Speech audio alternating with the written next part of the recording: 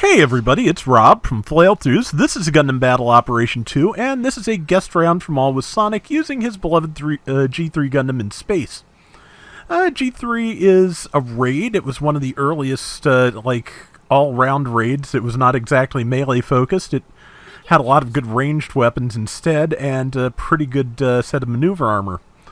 Since then, they've upped the damage this beam rifle can do. They've given it a dodge roll, and it is really, really solid at this point. So, yeah, G3's good. I like it. And it is Sonic is just looking for, an opening. There's a Stark Jagan that took a couple of shots at him. And he's just looking for the right place to be shooting and the right place to hopefully not get hit, which is a problem I frequently have in space. I find what looks like a good opening and I get hit by everything from every direction, which, well, at least he only got hit by one thing from one direction here. That is, I'm pretty sure, a Zeta 2, or Z2, however that is pronounced. And might be a Rizel, but I'm thinking Z2. It is, whatever it is a general, and it is dead. So good backup from, I'm assuming that's the Angelo Girazulu next to him. Or Girazulu? Yeah. But yeah, it's, I still haven't rolled that. I did get around from Moko that I'm gonna get prepared soon, but I just have to take a couple extra steps to get it out of WebM format so it can be, so that my rendering program will recognize it. And there's a Hama, which probably is in big trouble, or actually managed to land into counter, which will keep it out of trouble. Oh, and it's got the astigmatism camo on too, or one of them. Like tiger stripes with high contrast, not great. Scan lines without contrast, also not great. So yeah, if you don't want to make some players like physically ill, try to avoid those camos because it really does mess with some people. So, yeah. And it does not exactly help you hide, as you can tell. Oh, good shot there. And under the support fire, that's a good place to be, rather than being, under fire. But, let's see, there's another shot on that. Pretty sure it's a Z2.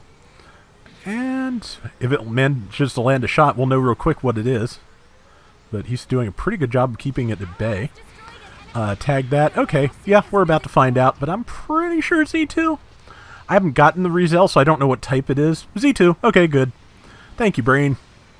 But, yeah. So far, looking pretty good. Scores 5,300 to 3,500. Good place to be in with 5 minutes to go. And, yeah. I'm really enjoying the new map. I've got, matter of fact, a bunch of Supply Depot rounds queued up in the coming week or so, because I managed to use it to get quite a few requests filled, so I'm happy about that. I've been falling behind on those, obviously, with the OW, because the OW is kind of all-pervasive, and just have to find the right times to play and not overdo it. Friday night, I maybe overdid it a little bit, but we were having a really good time, so I think I've got at least one round from that queued up. But also, yes, I did, in fact, as I said on the one video title, readjust my filing system to get things to keep from running repeat videos as much.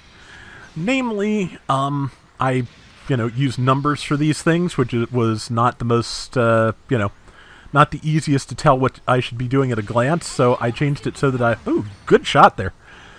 Changed it so that I'm using numbers and a short description, which, yeah, that should help me from posting repeats as often. I am not going to even begin to claim it'll never happen again, but because it'll happen again. But it should hopefully make it harder to do, which is pretty much what I need.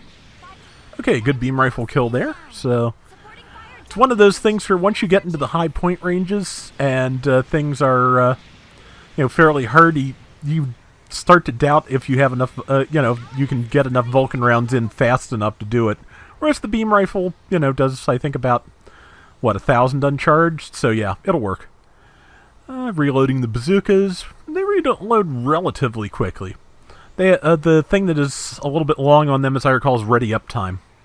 but that is, that can be worked around too, of course. So, and yep, they're spawning in together. That's pretty much the smart way of doing it when you are behind. Somebody planted a bomb in their base, which, kind of insult to injury, but we'll see how that works out. Bombs in space can be hard if your team's not backing you up, because there's basically no shielding around that terminal, so they can kill you relatively easily, especially up here where there's stuff with target lock. But I mean, there are places to hide, but it's just the terminal itself is out in the open, so setting bombs and defusing them actually can be kind of tough. It depends, but we will see. Let's see, that Stark Jagan ran away a little bit and got its shield, or Sonic got his shield broken. Yeah, that's kind of what I thought. Got defused because, as you can see, the team is fighting back here. And it's also mostly dead, so that's not a great combo. Yeah, Sonic's running, and that is a good idea, because there's not a lot to do this far out. His team Z2 is out there somewhere, and I think it just took a hit, but yeah, there's somebody there that could be killed with a beam rifle shot if he can reach, but I'm not sure. It depends on how close he gets. Let's see, there's somebody with lowish health. Pretty sure there's one with even lower health if they didn't get killed. That might have been them there. But good shot. No. Shields.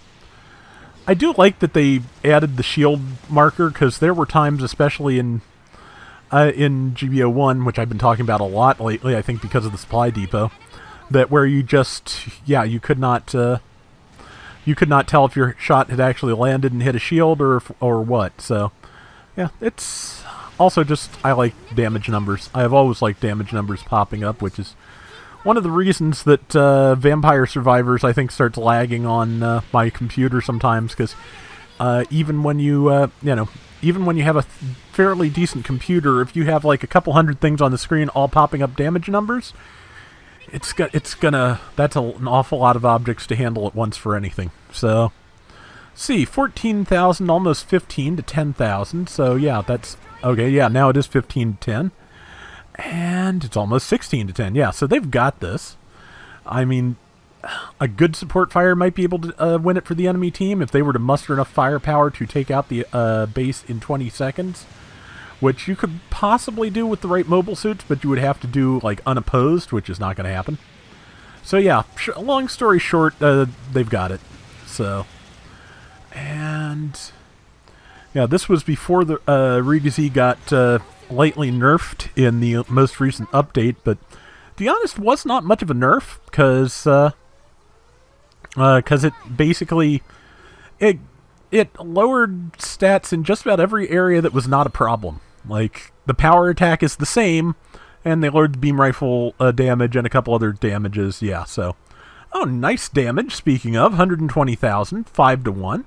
So yeah, G3 does very well in space, and thank you for that round, Sonic. It is much appreciated. That is going to do it for today's Gundam Battle Operation 2. We'll be back soon with more. Till next time, everybody take care and have fun. Later! So that Gundam Games Festival announcement a couple of days ago looked pretty interesting. SD Gundam Battle Alliance looks like Dragon Ball Xenoverse, except with SD Gundams, and I am certainly up for that. Sounds like fun. The Gundam Evolution console beta test, the equivalent of the PC one that went by recently, will start on my birthday, June 23rd. And, yeah, the Kshatriya is coming to Gundam Battle Operation 2 as a playable unit, so looking forward to that. Oh yeah, and last, but not least, G-Generation Eternal is going to be a G-Generation-based browser game. Or not browser game, mobile game. There is a difference. Major difference, actually. But yeah, it's a mobile game.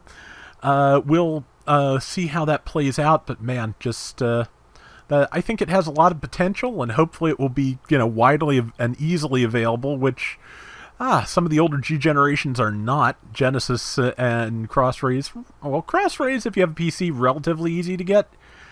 Genesis, a little bit less so. But I will say that Genesis is worth it, and I will get back to it when I actually have, some kind of spare time and hurt less. So hopefully that's soon.